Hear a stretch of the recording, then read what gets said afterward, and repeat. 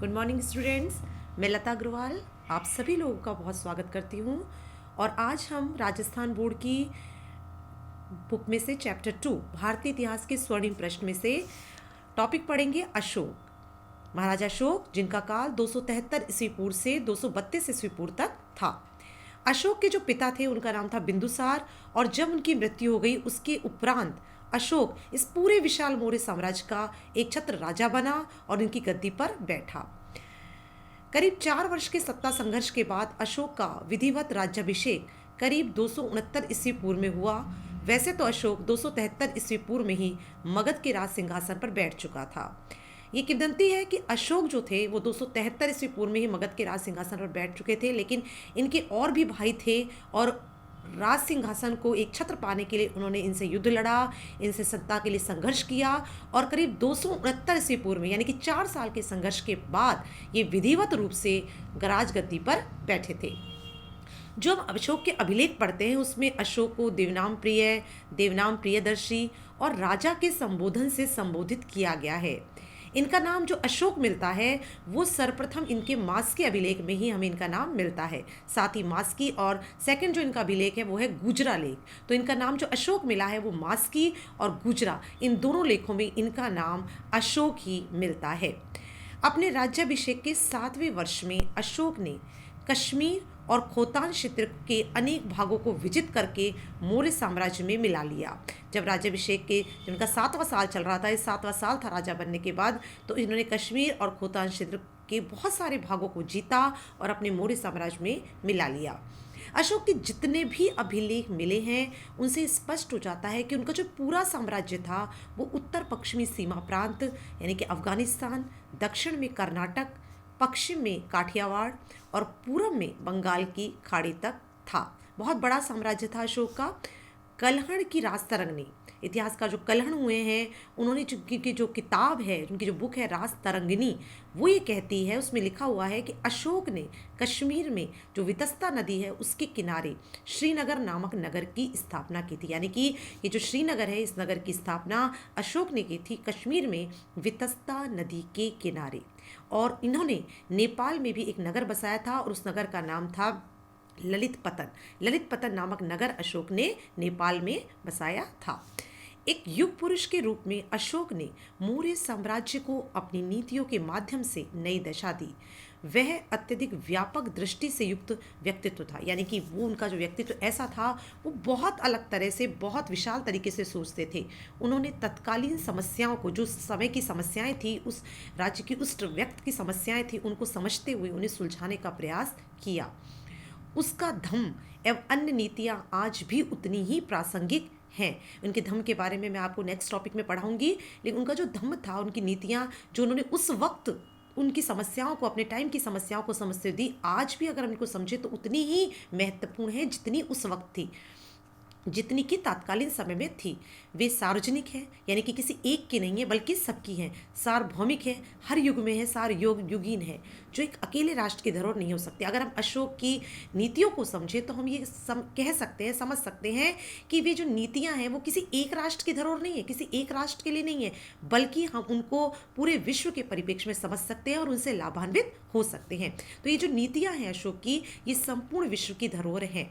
ऐसी नीतियों के प्रवर्तक के रूप में हम अशोक को महान कहते हैं। तो अशोक को महान कहा जाता है वो इसलिए क्योंकि ऐसी नीतियों का प्रवर्तक है, जन्मदाता अशोक को कहा जाता है। अशोक ने पितृवत शासन का सिद्धांत दिया तथा लोक कल्याण को राज्य का सबसे महत्वपूर्ण उद्देश्य बताया।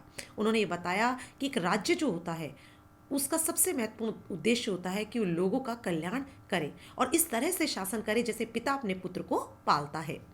उन्होंने कौटिल्य के लोक कल्याण के आदर्श को आत्मसात किया। जो कौटिल्य थे, जो उनके दादा चंद्रगुप्त मौर्य के, जिन्होंने ये मौर्य साम्राज्य की स्थापना की नींव थे कौटिल्य, उनका जो आदर्श था लोक कल्याण, उसके आदर्श को उन्होंने अपने जीवन में ढाला सम्राट अशोक ने, महान अशोक ने। वृक्षारोपण, कृषि, सिंचाई, सार्वजनिक निर्माण, चाहे वो कुएं हों, सराय हों, सार्वजनिक निर्माण सबके लिए उसके कार्य कराए। इनसे रोजगार का सुधार हुआ, यानी कि बेरोजगारी दूर होकर रोजगार मिला लोगों को। आर्थिक और आधारभूत संरचना में व्यापक सुधार हुआ एवं राज्य को आर्थिक और सामाजिक रूप से मजबूत बनाया, जो आज भी प्रासंगिक है। अशोक ने धम्म का प्रतिपादन करके राजा, प्रजा और नौकरशाही हेतु एक संविदा तैयार की। उन्होंने धम्म का प्रतिपादन किया और राजा के लिए, प्रजा के लिए और जो भी नौकरशाही थी, जो भी उनके अधिकारी थे, कर्मचारी थे, उनके लिए एक नियम, एक संविदा, एक कार्य प्रणाली तैयार की। सामाजिक, राजनीतिक, आर्थिक और सांस्कृतिक एकता व विकास को बढ़ावा दिया, जिससे अंतः संबंधों में प्रगाढ़ता आई। उनका उद्देश्य राष्ट्र निर्माण करना था। अशोक एकमात्र ऐतिहासिक शासक हुए जिसने प्रजा से प्रत्यक्ष संपर्क किया, एकमात्र ऐतिहासिक शासक जिन्होंने खुद जाकर प्रजा से संपर्क किया। इस हेतु अशोक ने धम्म यात्राएं की एवं प्रतिवेदकों आदि अधिकारियों की नियुक्ति की और प्रजा से उनके सुख दुख जानने के लिए खुद उनको किस स्थिति में है उनसे संपर्क करके खुद जाके संपर्क किया। और इस हेतु अशोक ने यात्राएं की जिनका नाम उन्होंने धम्म यात्राएं रखा था। और इसके लिए उन्होंने बाकायदा एक अधिकारियों का एक वर्ग तैयार किया, एक नियुक्ति नए अधिकारी बनाए जिनका नाम प्रतिवेदक रखा था। भौतिक संस्कृति के प्रचार प्रसार और शांतिपूर्ण सह अस्तित्व के लिए उसने समाज के कमजोर वर्गों को गतिशीलता प्रदान की, कृषि भूमि का विस्तार किया तथा युद्ध बंदियों आदि को वनों और खानों में लगा दिया। यहाँ आप देख सकते हैं इनकी एक विशेष चीज़ कि युद्ध बंदियों को वनों और खानों में लगा दिया। जो युद्ध में बंदी थे उनको भी उन्होंने वनों और खानों के कामों में लगा दिया ताकि समाज का प्रचार प्रसार हो, समाज का जो कमजोर वर्ग है उसको गतिशीलता मिले और एक राष्ट्र का अच्छे प्रकार से निर्माण, सुदृढ़ राष्ट्र का निर्माण हो। वे एकमात्र ऐसे शासक हुए जिन्होंने प्रजा के आध्यात्मिक और नैतिक उत्थान के साथ साथ उत्पादन शक्तियों पर भी ध्यान दिया कि सिर्फ प्रजा का आध्यात्मिक और नैतिक उत्थान नहीं हो बल्कि प्रजा ऐसी हो, उत्पादक हो, उसकी क्या शक्तियां हैं, क्या उसकी सामर्थ्य है, क्या उसका साहस है, इससे ध्यान दिया जिससे राष्ट्र सुदृढ़ बने। अशोक ने ग्रामीण विकास को ध्येय बनाया और उस पर अधिक ध्यान दिया। अशोक ने साम्राज्य में 84,000 स्तूपों का निर्माण कराया। आप देख सकते हैं कि अशोक ने अपने पूरे राज्य में 84,000 स्तूपों का निर्माण कराया। उन्होंने